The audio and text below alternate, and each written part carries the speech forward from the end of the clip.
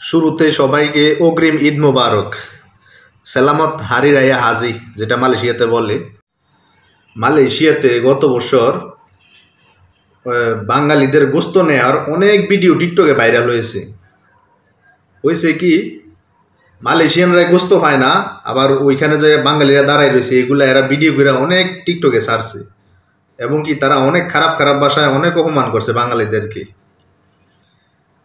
এত অপমান করার পরও আমাদের কিছু বাংলাদেশি আছে বাদাইম্যা, যারা যাইবেই হেরারে আপনি ধরে আটকে রাখতে পারবেন না।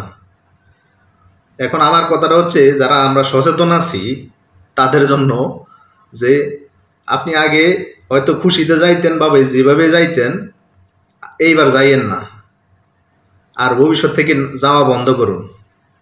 কারণ তারা খুব অপমান করতে আছে, আর অপমানের একটা কারণ হলো তারা নিজেরাও পায় না। এখন তাদের ইকোনমি অবস্থা একটু এরকমই। তো হয়েছে কি, আগে কিন্তু মানুষ যাইতো গোস্ত আনতো, তেমন একটা সমস্যা হইতো না। সমস্যাটা হইল 2022-23 সালের পরের থেকে।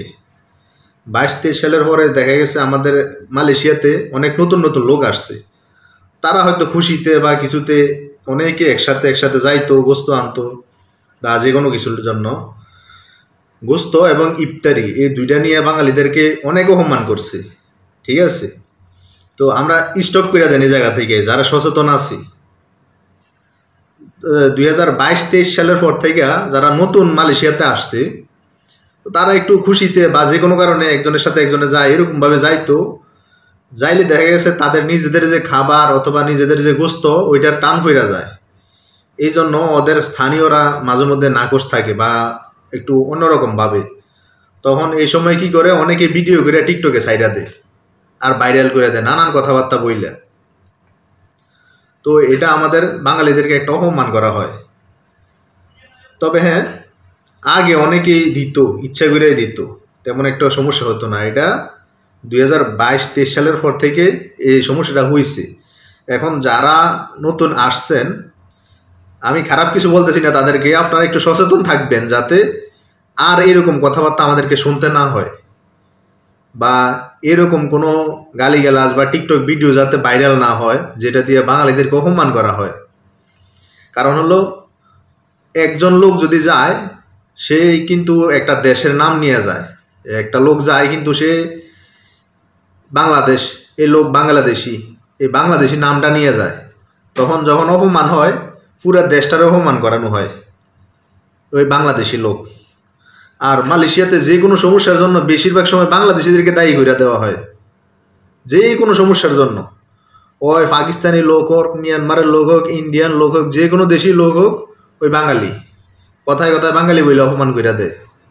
কারণ এরা জানে যে এই দেশে বাঙালি লোকই কাজ করে বেশি, এই জন্য এরা যে কোনো সমস্যার জন্য বাঙালিদেরকে দায়ী করে দেয়।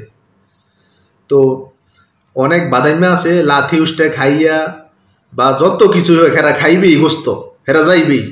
হেরার কথা হিসাবে বাদ দেন, হেরারটা ধরা যাইতো না। যারা আমরা সচেতন আছি বা আমরা মালয়েশিয়া আসার পর বুঝতে পারছি যে আমাদেরকে অপমান করানো হয়, তারা অন্তত পক্ষে মালয়েশিয়ান মসজিদে গোস্তের জন্য আর যাইয়েন না।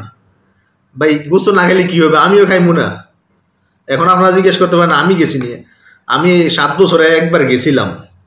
এও গেছি অন্য এক কারণে, আমার বসে কোরবান দিছে, ওই বসের কোরবানির গোস্ত আনার জন্য আমি গেছিলাম মসজিদে।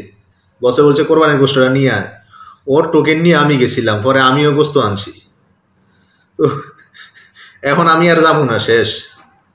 এবং কি ইফতারের জন্য আমি আর মালয়েশিয়াতে যাবো না। ইফতারের জন্য আমি কয়েকদিন গেছি, আজ 2-4 দিন হইব মনে হয় গেছিলাম গত 7 বছরে। তো আর এরকম অপমানিত হইয়েন না, আর যারা অন্যরা আছি তাদেরকে অপমানিত করাইয়েন না। সো সবাই একটু সাবধান হন, নিজেদের মান সম্মান রক্ষা করেন এবং নিজের আশেপাশে যারা আছে তাদেরও মান সম্মান রক্ষা করেন।